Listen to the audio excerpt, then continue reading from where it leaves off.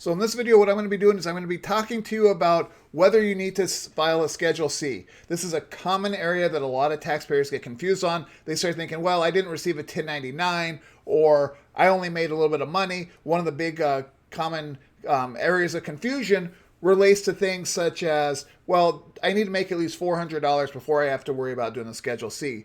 Well, that oftentimes gets things confused with whether you're going to have to worry about self-employment, but you're going to have to do the Schedule C regardless of the amount of money if you have a 1099 or if you received wages outside of normal employment or W-2 employment, then that's where you're looking at doing the Schedule C. The IRS doesn't say, oh, if you made less than this amount, then you don't have to worry about a Schedule C. So this video will walk you through the process as to whether you're going to have to file that, what the Schedule C actually does, and some of the common misconceptions that you have when you're looking at the Schedule C. And then we'll also talk about the Schedule C, how that eventually makes its way on to your 1040, because it's not a direct Schedule C to 1040 connection. We're going to see that it's also going to have a pit stop on the way when it goes over to Schedule 1 and it comes over to our 1040 from that point over.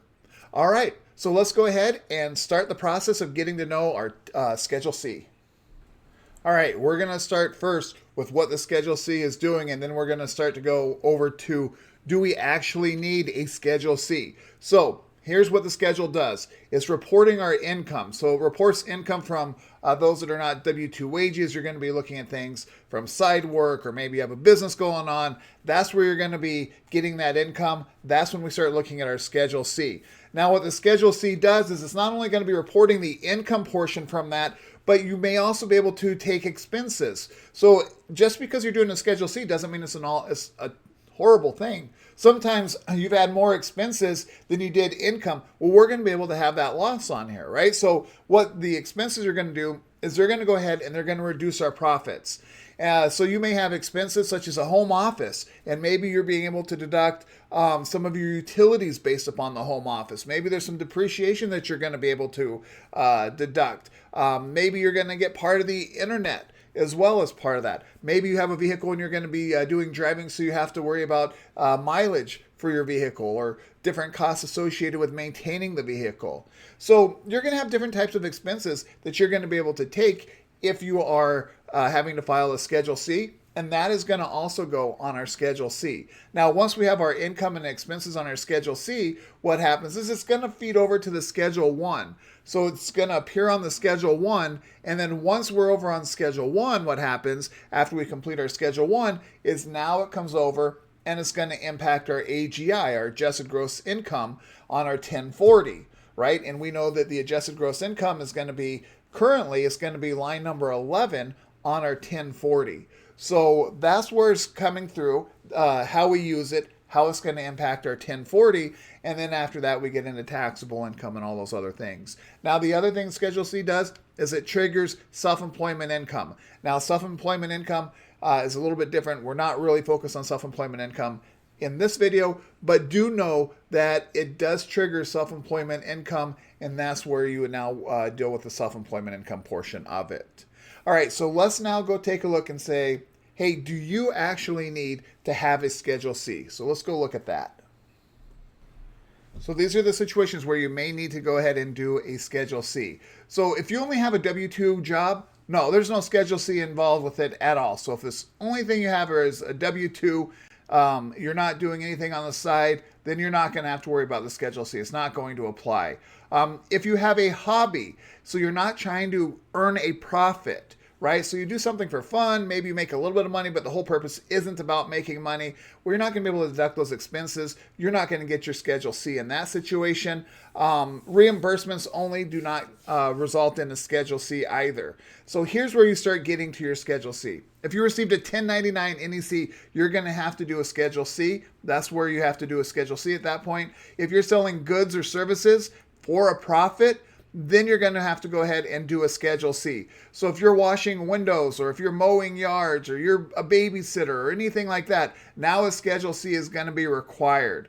And then if you're being paid cash for work, that's also going to require a Schedule C, even though you may not think so, and you might be thinking, aha, the IRS doesn't know if I've been paid. Well, you're still responsible for reporting your taxes, even if it's being paid in cash.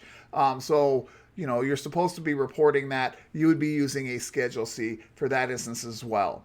All right, that's where you're looking at when you're dealing with the Schedule C, the types of situations where you're going to be dealing with it. So businesses, side hustles, Uber drivers, all of those things, if Lyft, Instagram, or not Instagram, sorry about Instacart, all those different things are going to be used in order to, are going to be resulting in a Schedule C.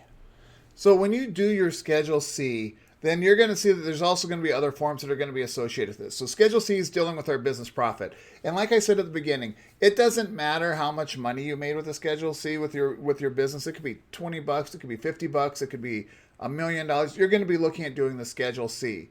Other things, you may not even receive a 1099 NEC. It doesn't matter. You're still going to be responsible if you're out there selling goods or services for a profit. That's where you're going to still have to do your Schedule C in those instances, or if it's even just cash. So don't let those things go ahead and say, well, maybe I don't actually have a side gig. I don't see it as a side gig. Well, the IRS does. So you still have to do the Schedule C.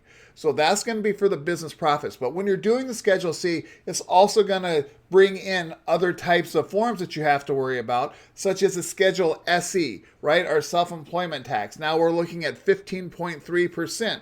So if we're a W-2 employee, half of it comes from us, half of it comes from our employer. Well, if we're a Schedule C, there is no employer, right? So we have to pay both halves, although we do get a little bit of a benefit for it when we're actually doing our 1040. Again, this falls outside of our Schedule SE. This isn't a self-employment video, but it does bring in self-employment when you're doing your Schedule C. Next one is going to be Schedule 1. Remember, we do things on the Schedule C. We report our incomes and expenses on Schedule C, but it's going to then come over to our Schedule 1. And then from our Schedule 1, what happens is it's going to make its way over to the 1040. So if you do a Schedule C, you're likely doing a Schedule SE and you're doing the Schedule 1, and it's all going to come back onto your 1040. So it's going to be impacted onto your 1040. Now, sometimes when we're going through here and we're looking at this, we may see, hey, we're still going to owe money and maybe our tax return's not as much as we want it to be. Well, let's go ahead and take a look at that as well. So even though you did your Schedule C, you may find that you still owe. And there's some reasons why. When you're doing a Schedule C, it's not like a W-2 where you're having these taxes withheld. So there isn't necessarily a prepayment. Now, you should be reporting quarterly or at least quarterly to make your estimated taxes. But if you didn't do that, there's no taxes that are withheld, so there's no prepayment, which means there's nothing there to help reduce your taxable liability, right? Your tax liability. So that's why you may still be owing, or you may not get as big of a refund as you were expecting. The other portion is you have that self-employment tax. So you might be thinking, okay, this is what I think I'm going to be paying.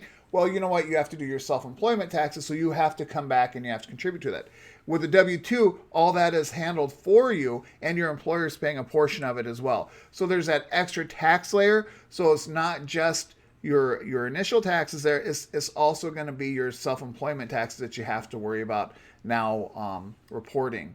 And then sometimes what happens is you don't track your expenses well enough, so it results in a higher profit. What I'm going to do is I'm going to do another video, and I'll get it posted here in a few days. But on the video, what I'm going to do is I'm going to go ahead and I am going to walk through, I'm going to give you some common examples of these different types of Schedule C deductions. So we'll just come up with a list. We're going to look at things, whether it's going to be with education, transportation, home offices, professional expenses. We're going to be looking through a list. So that way you can go through and say, okay, here's some of the types of things that may be deductible. Now, I can't say it's going to be specifically deductible with your business because it's going to be based upon what is ordinary and necessary for your specific business. But I will go through and create a list for you of different types of situations where it may be deductible, and then you'd have to see whether it's going to actually apply to you. That'll be a decision you're going to have to make.